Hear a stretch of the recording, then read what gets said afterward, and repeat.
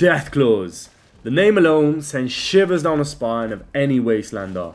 Towering massive beasts of muscle and claws, they are amongst the deadliest creatures ever unleashed on a post-nuclear America.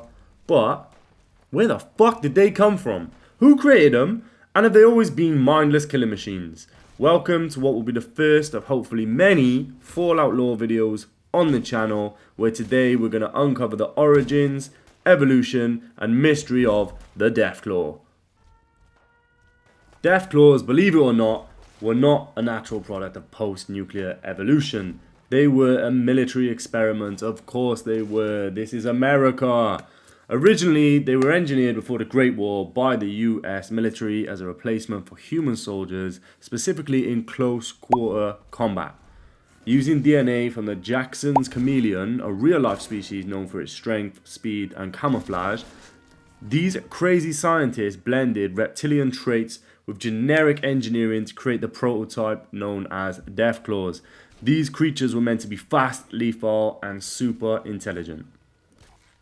Whilst we know that they were created by the United States military and their crazy scientists and their crazy thirst for world domination over their enemies, it was also ambiguous as to whether the Enclave had any actual input into the Deathclaws' creation.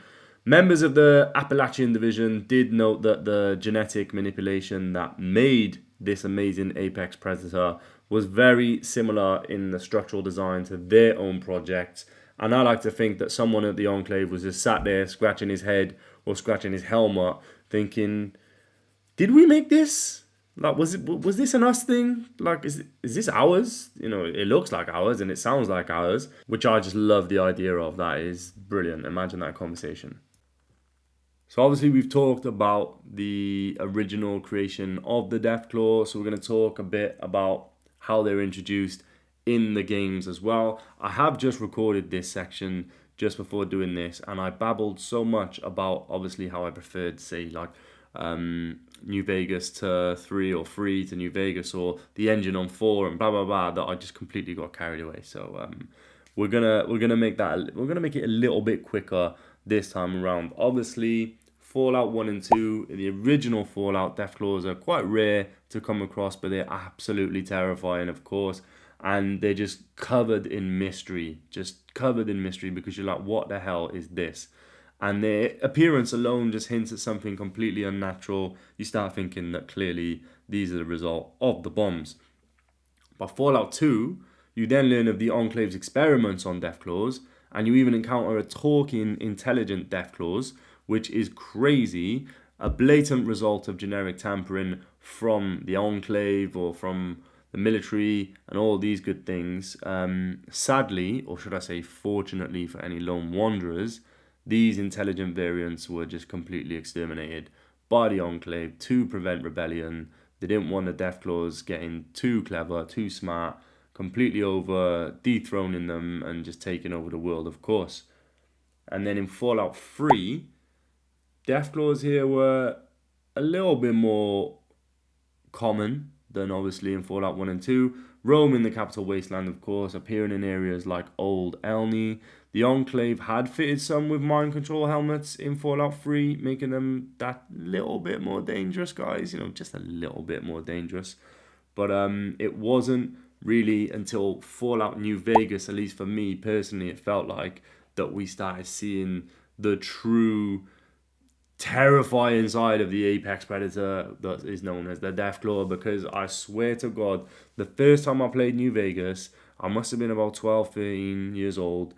Obviously at that age, I see a quest marker. I'm walking in a straight line to get there, bro. I'm being real, bro. I'm walking in a straight line to get there, and I just happened to be walking past Quarry Junction to be able to get to where I wanted to go. And if you've played Fallout New Vegas, then you know that's not where you want to be, man. You don't want to be chilling in Quarry Junction, because you will get every single limb ripped off immediately.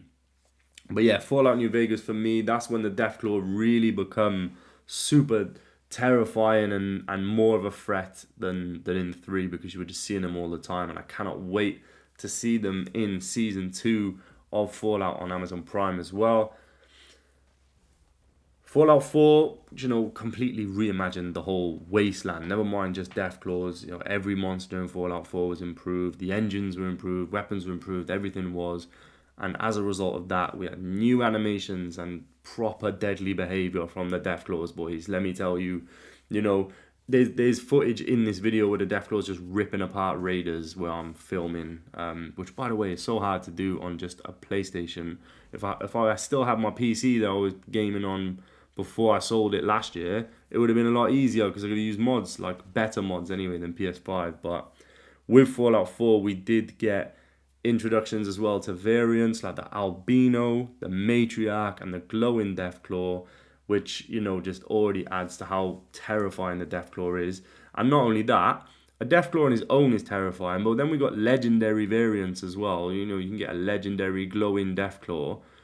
It's just even more terrifying. So yeah, Fallout 4 for me did a lot for Deathclaws. Probably did a lot more than any of the other games did, but I still was way more scared of them in Fallout New Vegas. That's for sure.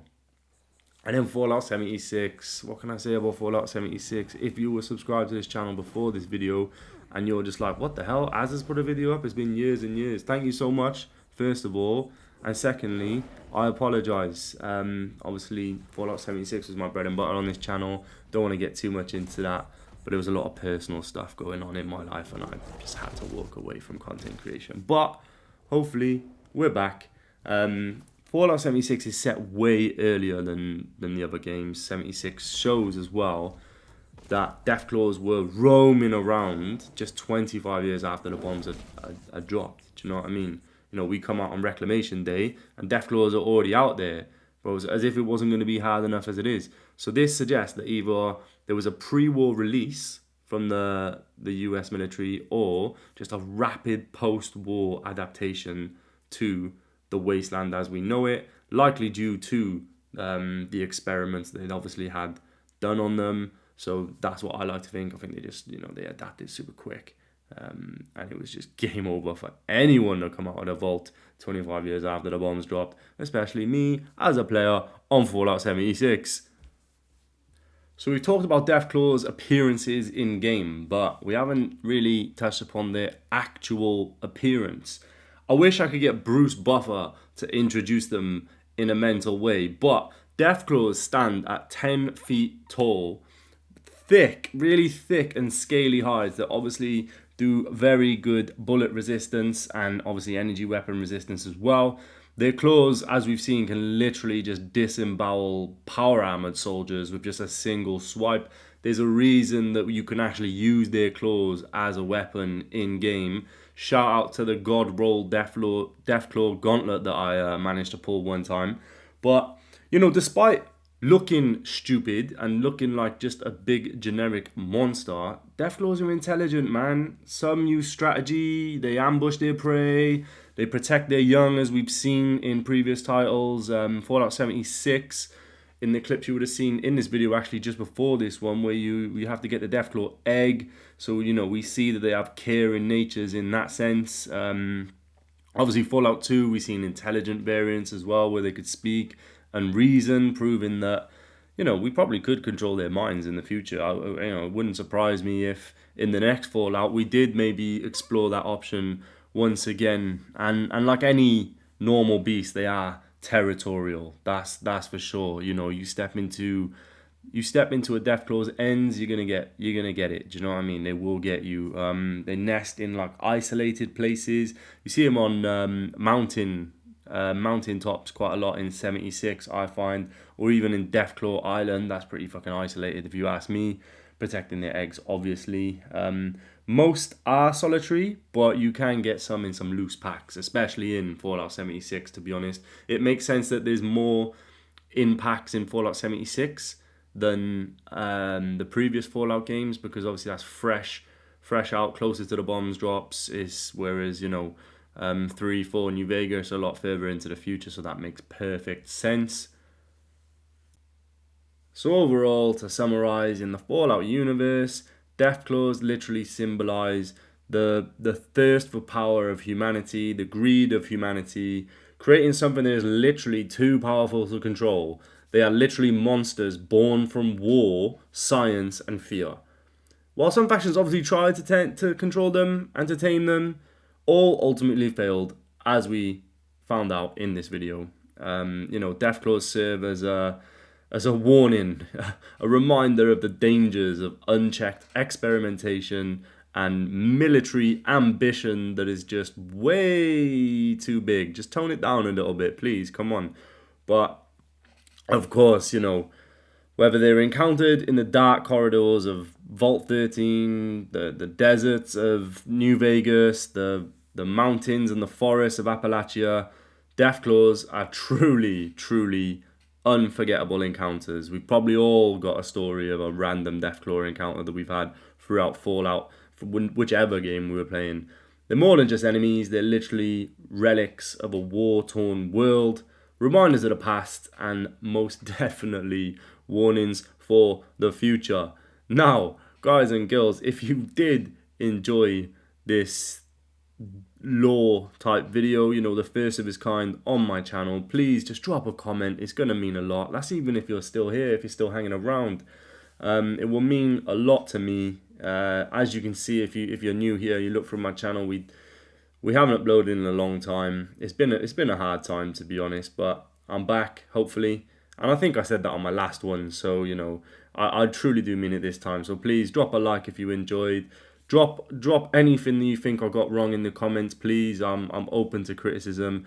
Any ideas that you want for lore, I'm hoping to do some shorts for monster lore that isn't really that big or isn't really that juicy, and then some big juicy ones then hopefully once a week with maybe 2 or 3 shorts if I can nail it throughout the week as well. But yeah, guys, thank you so much. If you stayed to the end, you're an absolute legend. Appreciate it all so much, and I'll see you in the next one. As long as you don't get eaten by a Deathclaw before then.